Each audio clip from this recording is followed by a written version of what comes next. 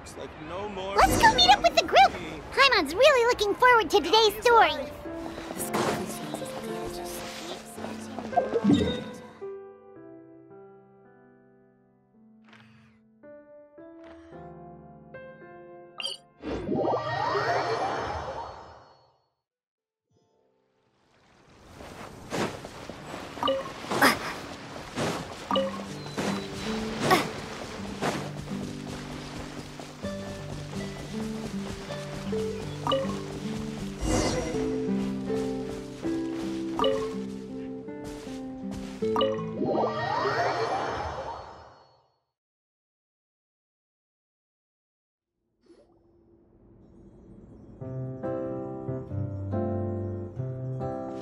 Looks like everyone's here.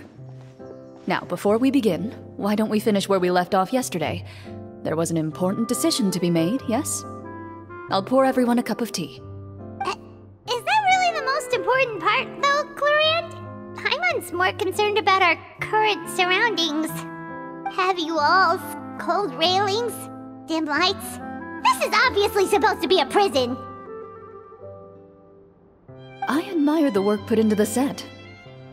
Still, it's obvious the scriptwriter has never paid a visit to the fortress of Meripede.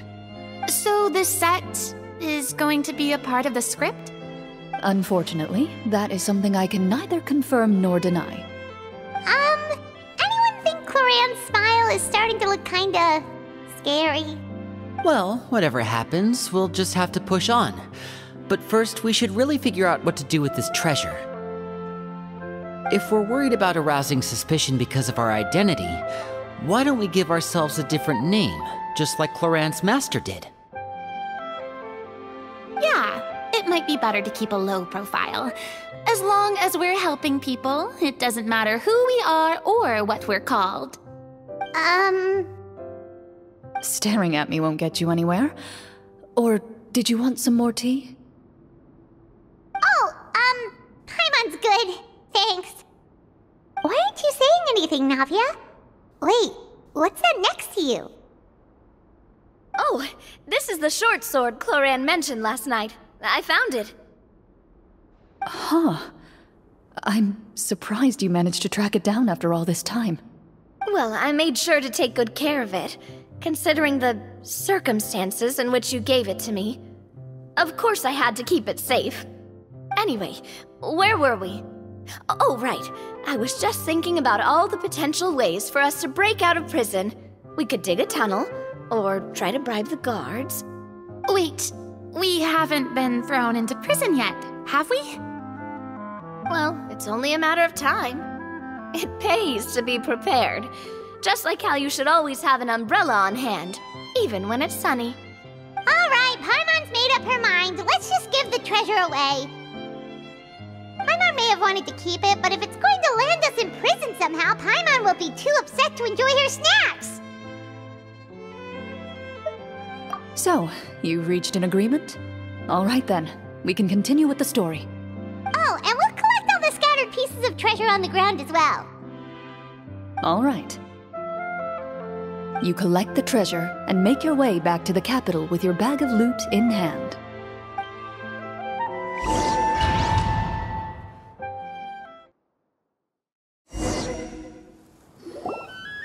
The city is still shrouded in a gloomy, oppressive atmosphere, but your spirits are surprisingly high. In places where sunlight struggles to reach, you generously share your wealth with the children, the elderly, and the poor in urgent need of help. Thank you, kind soul. The elderly woman's look of gratitude follows you as you walk away, her eyes never leaving your back until you move entirely out of sight. However, there's still quite a bit of Mora remaining. It appears you haven't made much progress. She's probably trying to tell us to speed this up. We need to hurry up so we can address the sorcerer problem. Should we go find that man again at the square? He seemed like a pretty responsible guy. I'm sure he knows the people here far better than us. Oh, good idea! Just as you start to make way to the square, intent on finding the man again, there's a voice.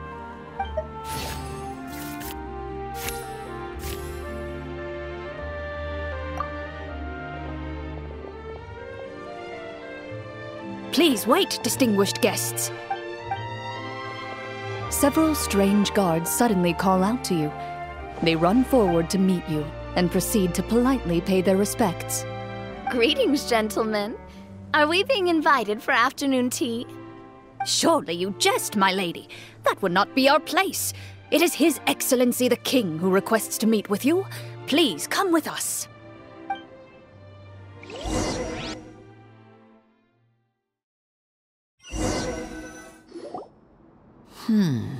Do you think this could be a trap? Well, we have to investigate the court at some point, right? Meeting the king himself would be a fantastic opportunity to do that. I say we go for it. If something happens, we'll just turn the whole place upside down. That sounds a little intense. After a quick discussion, you nod to the guards and agree to follow. They lead you all the way to the audience hall of the palace. Gilded tables line both sides of the hall. The space itself is adorned with all manner of expensive antiques, glass shelves, and silver candlesticks. The items appear quite ordinary in size and dimension, yet their presence somehow makes the emptiness of the hall feel even more surreal and ominous. Wow, it's so luxurious!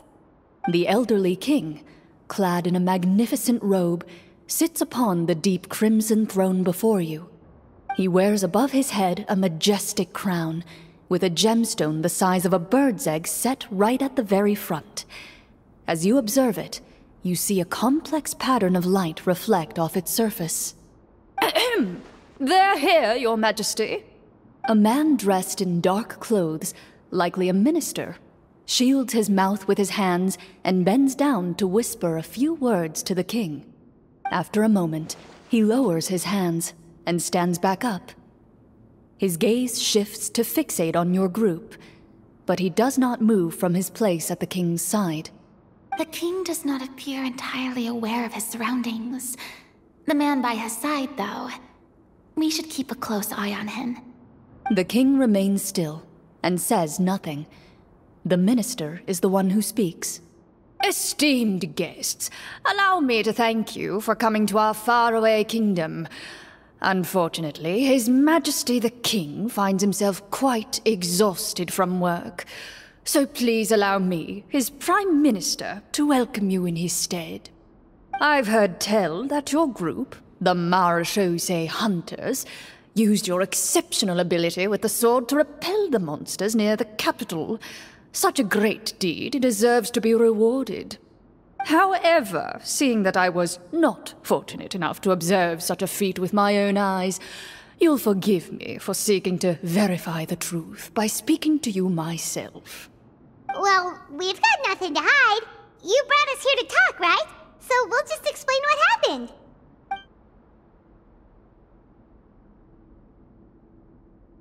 The golem's blades were so powerful, they could cut down trees in a single swipe! It took a lot of effort to defeat them, even for trained swordsmen like us. Well, that was enough details, right? Believe us now? Your account does indeed match those of the survivors.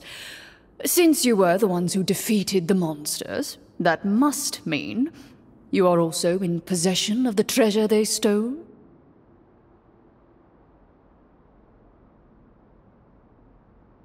Well, we did take the treasure, but...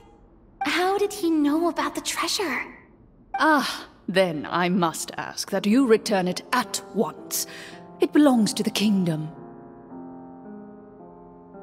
Wait, but didn't you just say that our great deed deserved a reward? Shouldn't the treasure be considered a part of that? Yes, that was indeed what I said. But you seem to have forgotten a very important distinction. Only that which is freely given by the king can be considered a reward. Taking the rightful wealth of a kingdom without said permission, on the other hand, is a crime. But that's completely unreasonable! Yeah, that makes no sense!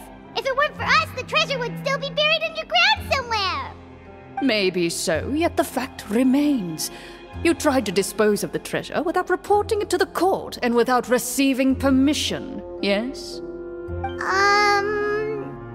What, no answer? Surely you're not insinuating that you, a group of legendary marechaussee hunters, sought to take the treasure for yourselves? Well, what about the king? Is he just gonna let this guy talk for him the whole time? Clad in his magnificent robe, the king remains seated, with his hands resting on either side of the throne. His posture is rigid and unmoving. He stares forward with an empty look in his eyes, completely unmoved by the events before him. From the look of things, could the Prime Minister be the evil sorcerer? Or could both the King and the Prime Minister have fallen under the evil sorcerer's control? I would like to observe the number of guards stationed in the hall.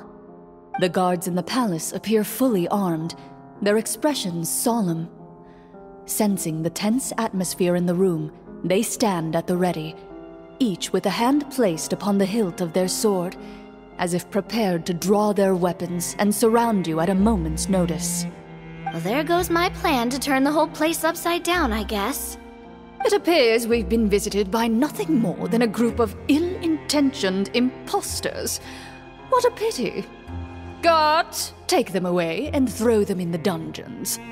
Before I decide your fate, however, I must first determine whether you have any accomplices outside the court. Can't we try to slip away? Or maybe start some kind of riot? But if we try to fight the guards right now... Don't worry. At least we figured out who's behind all this. Let's just play it by ear.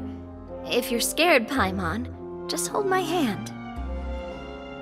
Aw, thanks, you guys.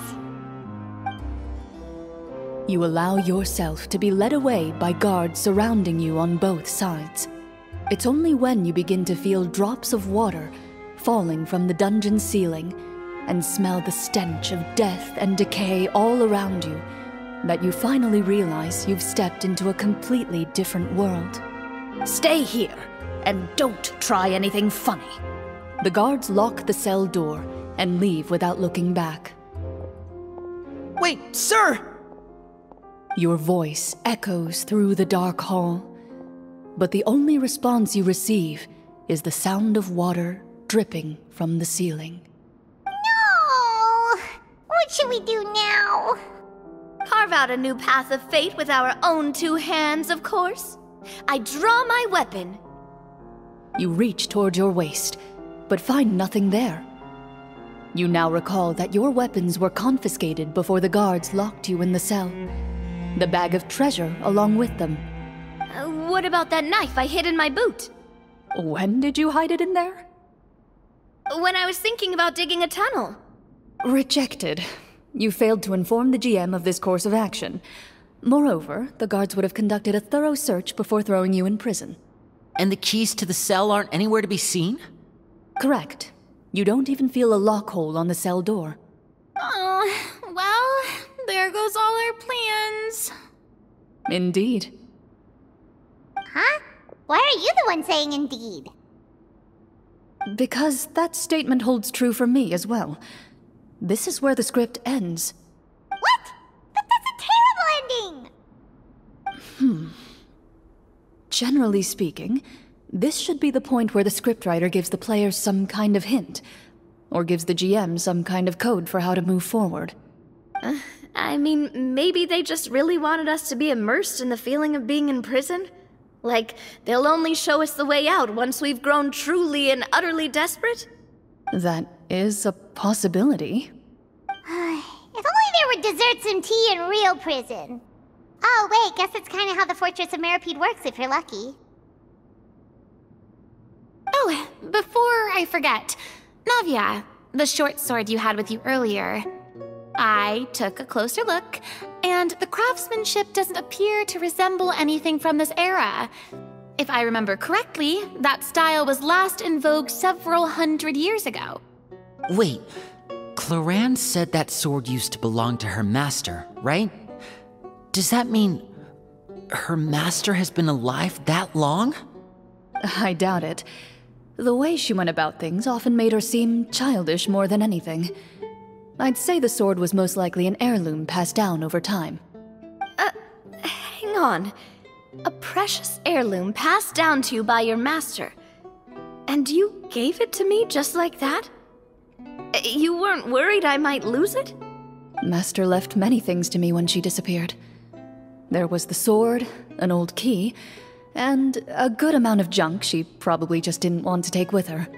I gave you the sword back then, because I didn't want our friendship to end. Wait, when did this happen exactly? After the duel. Between Mr. Callis and myself. Before that, Clorinde would have meals with us and even stay over at the Spina some days. She was on great terms with Papa as well. After the duel, though, there was a period of time where we simply didn't know how to face each other. She entrusted this sword to me, and never came back. We were both sad, and conflicted, and totally overthinking everything as a result. Whenever I looked at this sword, I couldn't help but wonder if Miss Petronia had never introduced us to each other at that picnic. Maybe part of the sadness I was feeling could have been avoided. Back then, it felt like I hadn't just lost a father, but a close friend as well. No one can change the past. The most important thing is that you two found your way back to each other and can enjoy things like this together. Yep, you're right. I'm sorry, you two. I didn't mean to bring up any sad memories. Think nothing of it. No one here is at fault.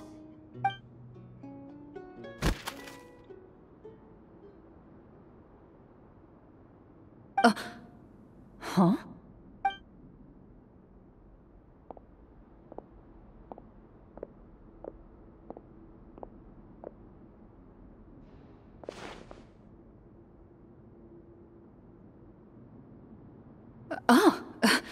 Looks like the next part of our script is here.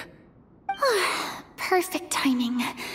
The situation was really starting to get desperate. And not just because of the prison thing. From Claren's face, Paimon really can't tell if it's good news or bad news. Water continues to drip from the ceiling. In this lightless dungeon, you lack a reliable way to tell how much time has passed. Eventually, you get used to the unpleasant odor of straw, mold, and rust, and find yourselves alternating between fits of drowsiness and despair. Suddenly, you hear footsteps outside the door. Heads up, everyone. Someone's coming. Gather close, everyone, and keep your voice down.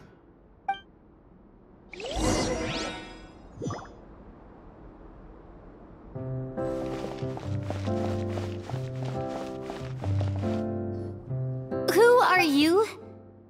I work as a guard in these dungeons, but my true identity is the same as your own. I'm also a marechaussee hunter. Huh? Shh! I've already sent away the other guards, but if we make too much noise... I understand, but how can we be sure we can trust you? The king has issued a formal decree. In light of the irrefutable proof of your crime, you're to be executed before tomorrow's sunrise. If you want to escape, it has to be now. Executed? We barely did anything! Monsters appearing at the same location as the treasure. Could this entire thing have been a trap? There will be time for speculation once we're out of here. As for my identity, I have no way to prove that to you just yet. Infiltrating the capital was difficult, and finding a chance to speak with you has taken a lot out of me. I could go on, but I think we can all agree that now is not the time for details.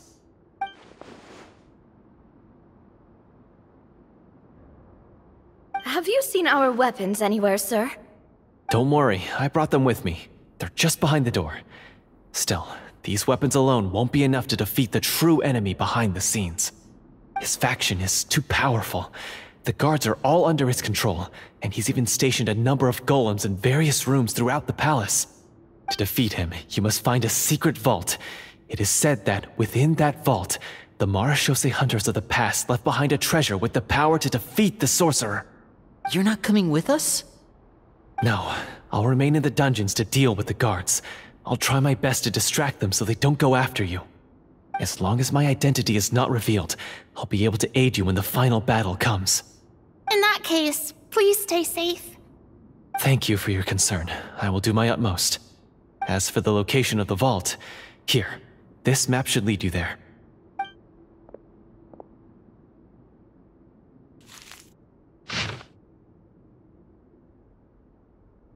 Got it. All right, once I open the door, remember to stick close and refrain from making any noise. I'll lead you out of here as quickly as possible. You now have the chance to restore the honor and legacy of the Marechaussee hunters. So please, get out there and reclaim what's ours. And be sure to exercise caution. With the help of the guard, you successfully escape the dungeons. Your sense of despair and anxiety both seem to fade as you continue your quest.